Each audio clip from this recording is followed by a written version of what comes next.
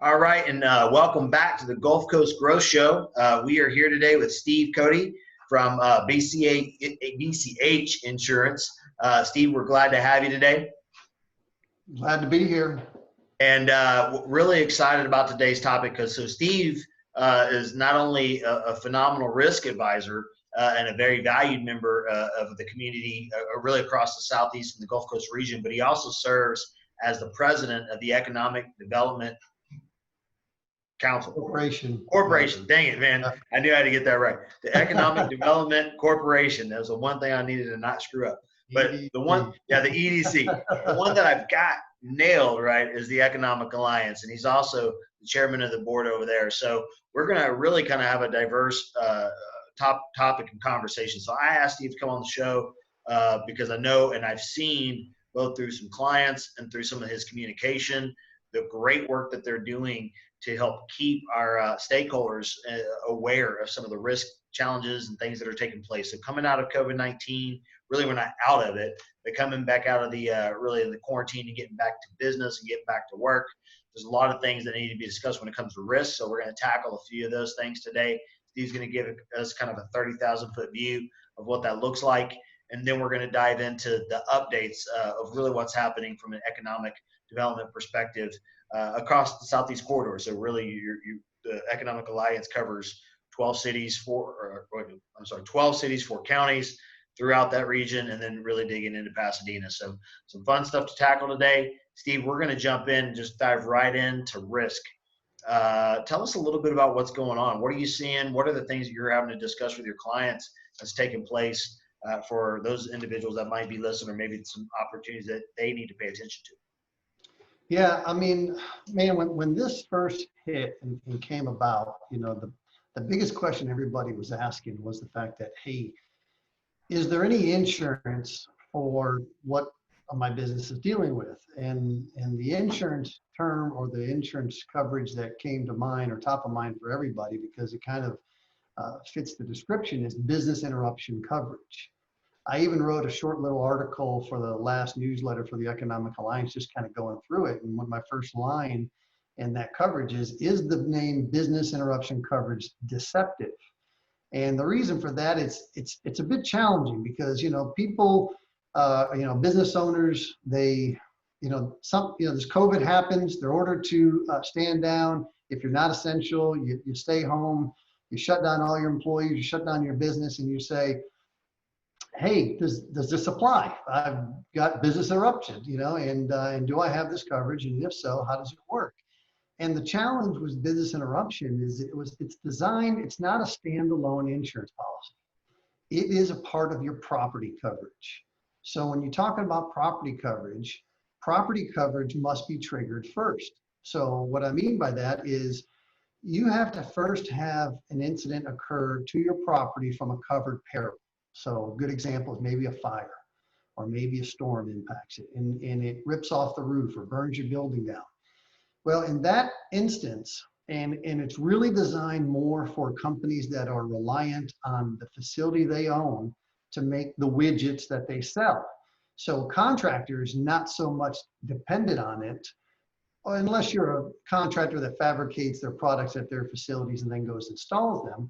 But if you're a manufacturer or some standalone company that you make your widgets in this facility, you suffer property damage, your building is gone, you're dead in the water now. You have no means of being able to operate your business, then a component of your property insurance is called business interruption coverage, and it's designed there to help you get through the process while the property is being rebuilt.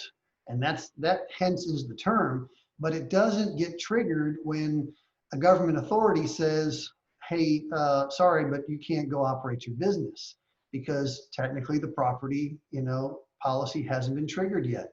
And so it's a challenge for many to grasp that. And, but also what ends up happening, what shapes insurance policies and coverage in many ways, is court cases and lawsuits. And so what we're going to be monitoring and what we've recommended to a lot of clients is if you suffered some loss through your business not being able to operate, go ahead and turn in a claim. And even at the likelihood that there's no coverage there, just get yourself documented, get it into the system. because terms may change or things may happen as a result of government involvement and things like that. And these lawsuits will basically dictate and determine, is there coverage there that we're not aware of? And the courts will determine that. And if so, then a lot of those will pay out. Otherwise, forms will change and things will happen because of those court cases and what happens there from that standpoint. So right now, I tell a lot of people, don't rely on the business interruption coverage, even if you have it, turn in a claim.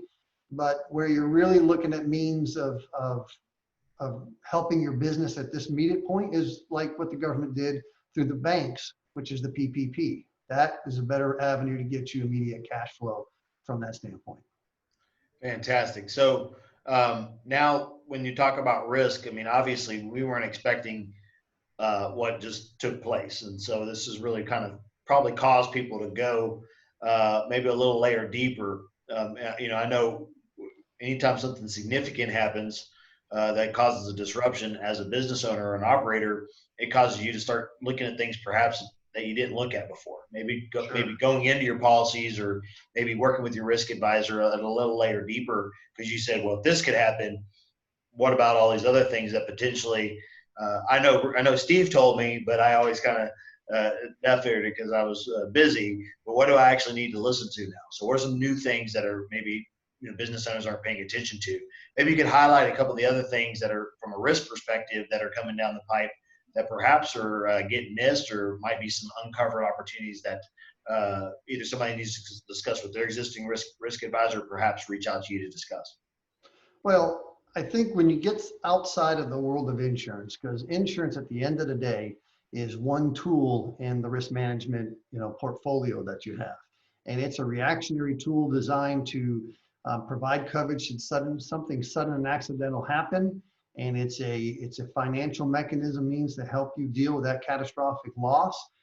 But again, like I said, it's reactionary. It's just based on the information you give, based and the coverage that's provided there, and then it just sits and waits till it gets used. But now when you want to look at it on a proactive basis and managing risk, one of the ways I will break things down, and I'll create 3 buckets of risk. I'll create a hazard risk bucket, which essentially is all the physical assets of a company and how you can be impacted by that. So when you look at it from the COVID standpoint, you're thinking people, you're thinking property, real property, whether it's building, and rental plate facilities. It could be equipment, could be your vehicles and all those things.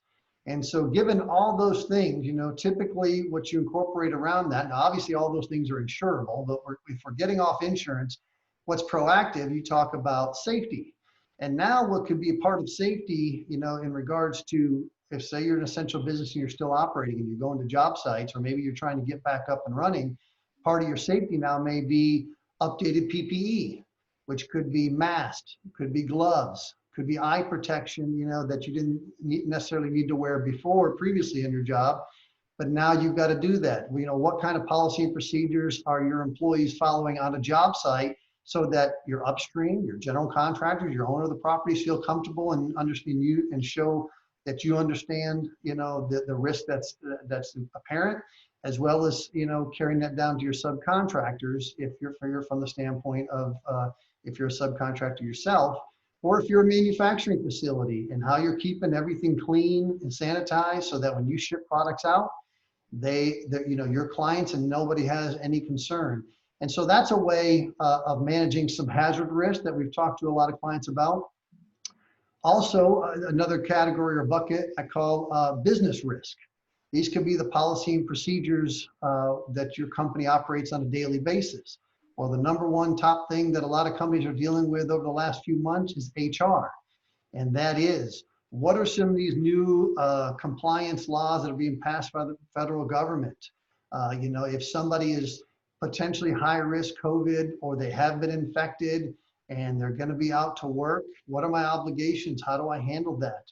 How am I communicating to all my employees and things like that? So, putting together HR guidelines, having, sample letters to help deal with situations, refer to their employment attorney. This is an area where it's good to have a good employment attorney If they've already built your handbook, then they can do some amendments and they can help guide you in that capacity.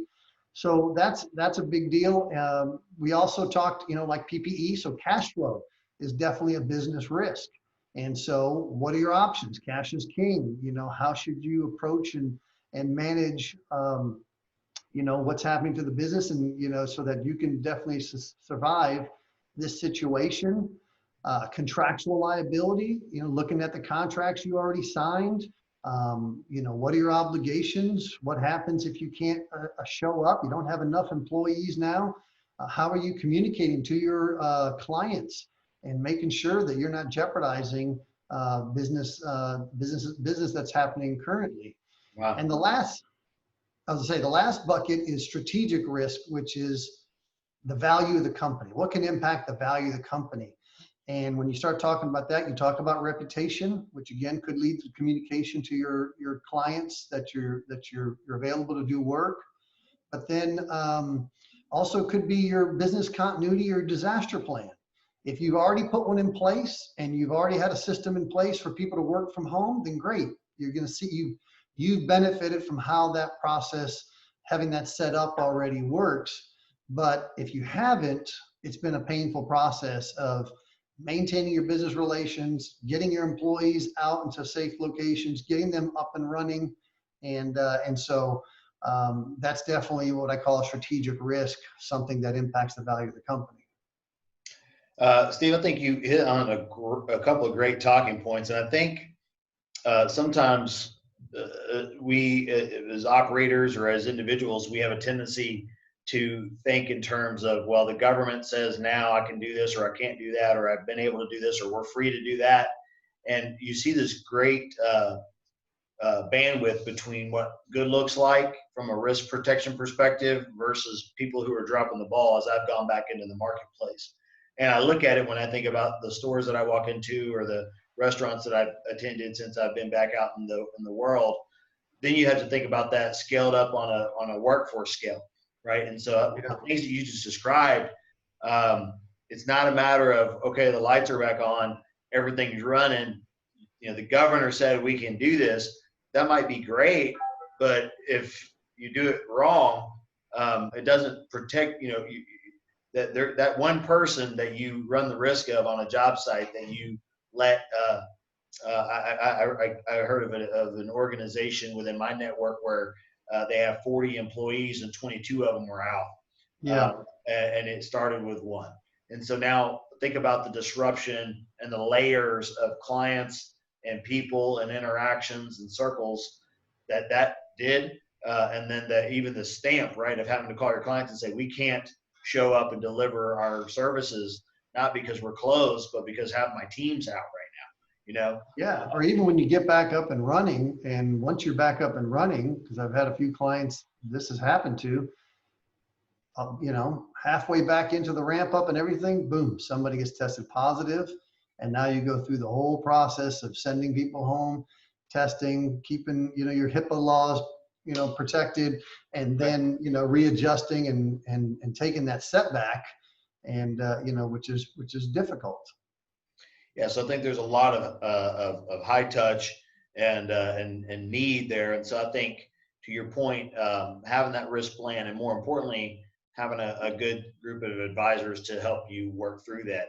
I know there's a lot of peer groups, Economic Alliance being one of them, Association Builders of Contractors. We just had Russell Hamley on there. There's a lot. If you're a participant right now and you're not actively engaged, I think one of the first places people go to when they're looking at mitigating costs, or maybe they go to their organizational budget and say, well, do we need to be a member? And they forget really that those organizations aren't just places to hang your brand up and hope that you get a few deals.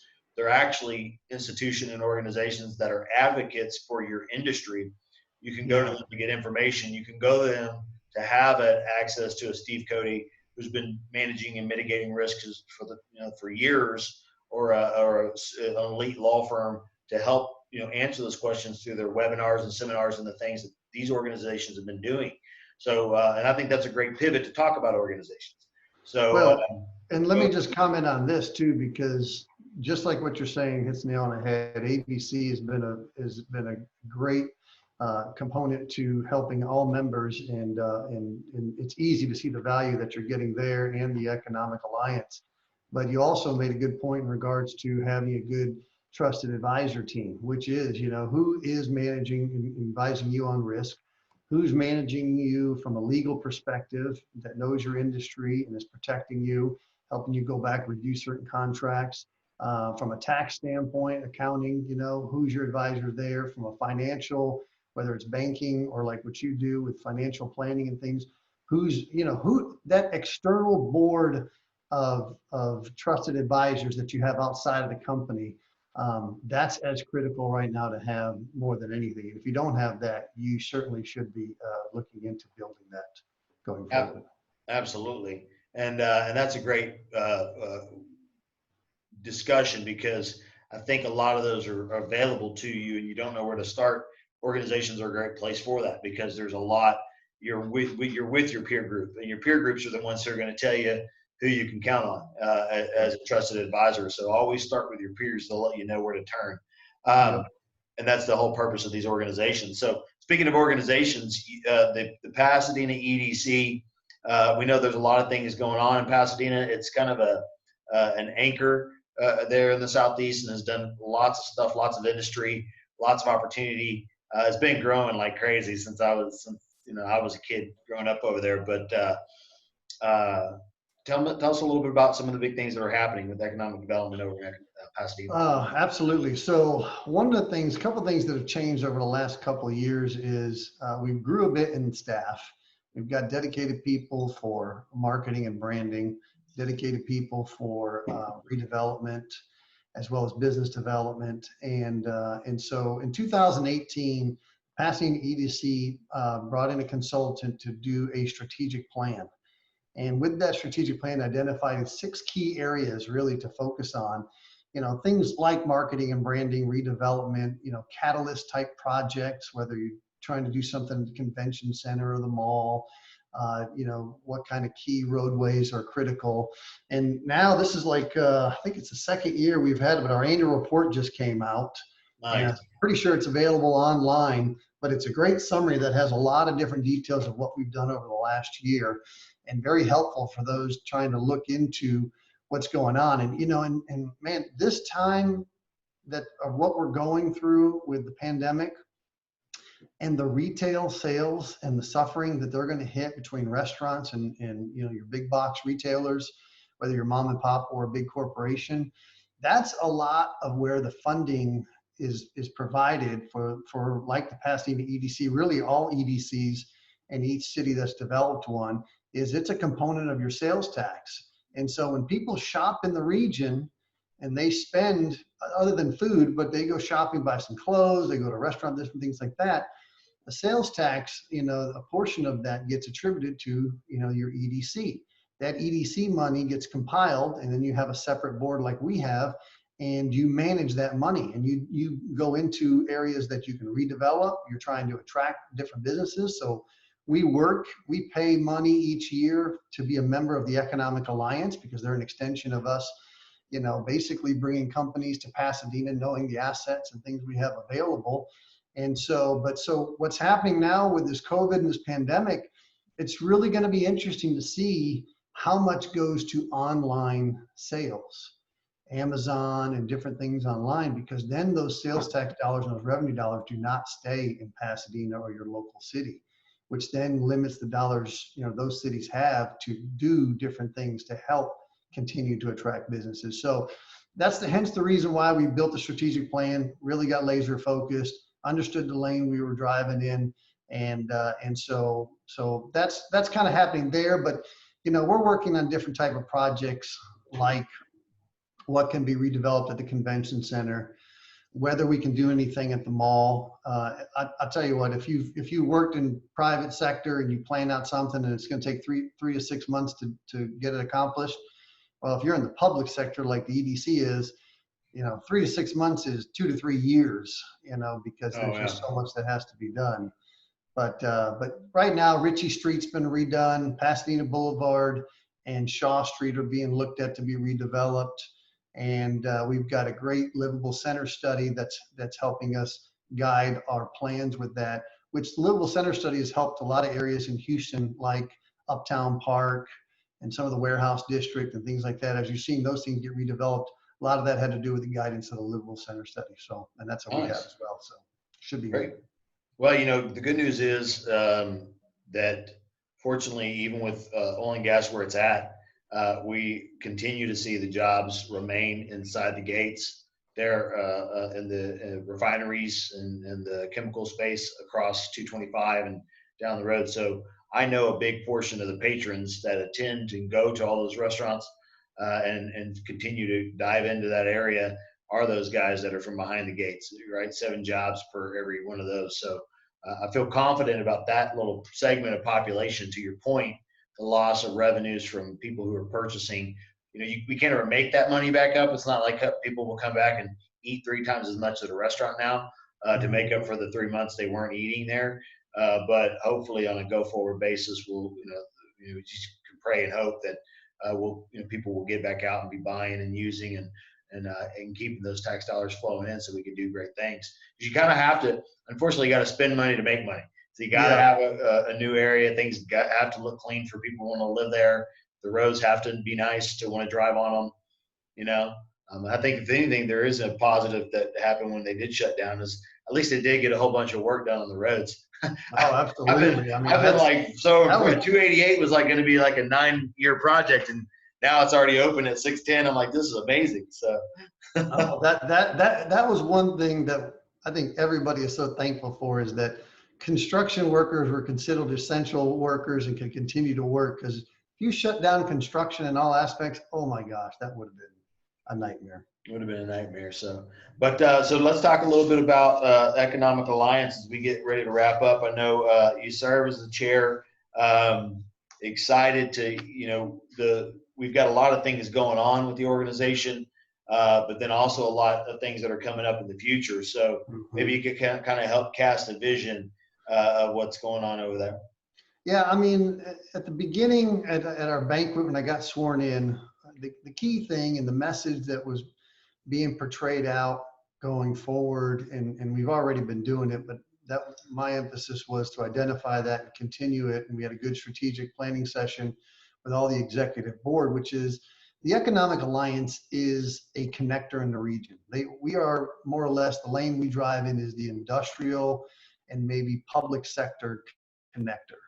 The Alliance has a relationship with the county, the state, the federal government, and all the local, cities in the region. A lot of them are all members of the Alliance. So with that, we take on the duties of connecting. If an industrial client wants to come to the region, we tie in the county, we tie in the city, we tie in the state to make sure all compliance and things are still there, And so continue to be the industrial connector, making that very aware for all of our members so that as they're out there talking and understand what's happening on the southeast side of town, they also can use it for business acumen and connecting themselves with future clients and really investing into future clients that they might be trying to work with. We just had the industrial procurement breakfast the other day, and what was exciting and nice about that, and definitely praise the staff for the work they did, is we had to do that virtual. And so essentially they had to put the panel on a Zoom meeting, and we had 500 registered participants, and 300 participated, which blew me away. I mean, I don't even think my church was streaming every Sunday with over 300 people. And so it spoke volumes as to the program that the Alliance put together and the team that supported that program, how well it was put together, how professional, because half of what an event like that is networking. So some people that come to those events for networking and they're not going to get the networking, they're going to drop off. But to get that kind of turnout meant the quality of the speakers was great and information worth gathering into. You get a recording of it and everything. And so that was fantastic. It just goes to show that, Chad and the entire team there at the Alliance is able to adapt. I mean, they had a virus hack at the first of the year and able to overcome that and recover from all those kind of things. And a lot of people don't even realize that, but it happens to most companies. And the other good fortunate thing is that the Gulf Coast Industrial Forum is still set for September 17th. So, and that's going to be a live event in person. So, bar, knock on wood, that nothing happens or lapses in the meantime. Look forward to that being a great event coming up. Yeah, we'll keep our fingers crossed and our hopes high on that one. Some great insight, Steve. I want to remind everybody who's tuned in, as you are, whether you're a stakeholder, meaning you're a member or participant in the region, and or you're considering becoming one. Now is probably it's during times like this that being collaborative and engaging with with more people, whether it be electronically or virtually or in an in-person setting, is really going to be hypercritical for us to be able to move forward and really manage and mitigate some of the things that have taken place over the last few months. The great ideas, the collaborative networking. I was on a call earlier today with a group of individuals from ABC, discussing some things to really help drive and share some of the kind of the shared results that we all have in the region. And so I think the really great call out there is being part of something when you're kind of maybe out working on your own island from your office, or maybe you haven't been able to be as all the networking events, means that you have something to push towards, something that's going to help drive you towards it, where a lot of people got disrupted. So I think it's for me as a member, and again, a person like yourself and all the individuals that are members, when you actually do engage, right? You don't just send a check off, but you become a person who gets involved. There's going to be a lot more leverage, a lot more answers, a lot more communication, and a lot more resources for you. So and my thought process: share your expertise. Don't assume people know, some of the insight that you have, because you could be missing out on not only promoting yourself, but helping other businesses through what you know.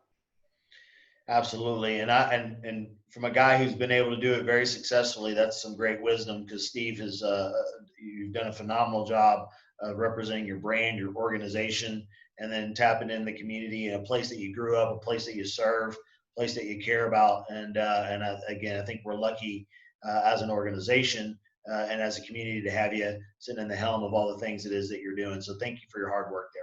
No, thank you. Glad to do it, and glad to continue to represent Southeast Harris County, Deer Park, Pasadena, LaPorte. Absolutely. Absolutely. So with that, guys, I want to thank you for tuning back in to the Gulf Coast Growth Show, part of the Economic Alliance Houston Port Region.